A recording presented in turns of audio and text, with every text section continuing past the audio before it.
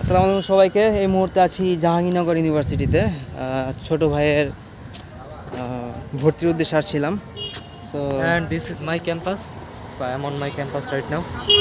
How about your feelings? I'm feeling really well, of course.